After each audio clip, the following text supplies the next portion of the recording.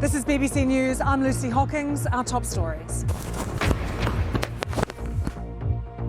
I think at Buckingham Palace for a reception hosted by King Charles ahead of his mother's funeral on Monday. A little earlier, President Biden was one of the leaders paying their respects at Queen Elizabeth's lying in state.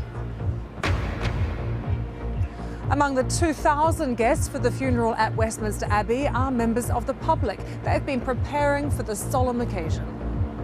Fairly choked up. Emotional is probably the main word. Yeah, honoured and emotional.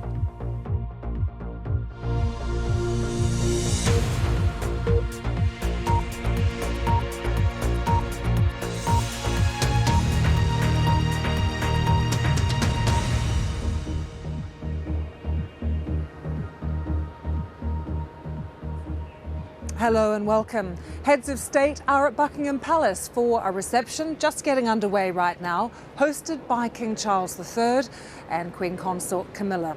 Comes as world leaders are gathering here in London ahead of Queen Elizabeth's state funeral to be held at Westminster Abbey tomorrow.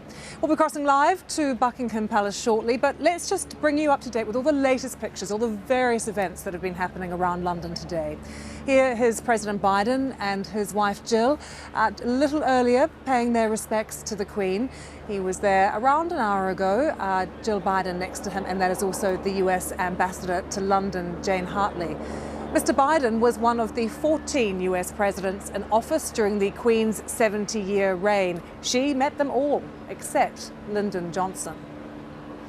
And we know that President Biden is now attending an informal gathering of world leaders. It's happening at Buckingham Palace, hosted by King Charles.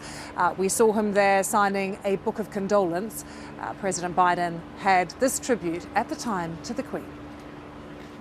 We've had an opportunity to meet with an awful lot of consequential people. But I can say that the ones who stand out in your mind are those whose relationship and interaction with you are consistent with their reputation. And when the Queen had us to the castle for tea and we were joking crimpets, she kept offering me more. I kept eating everything she put in front of me. But she was the same in person as her image. Decent, honorable, and all about service. And our hearts go out to the royal family, to King Charles and all the family. It's a loss that leaves a giant hole. And sometimes you think you'll never overcome it.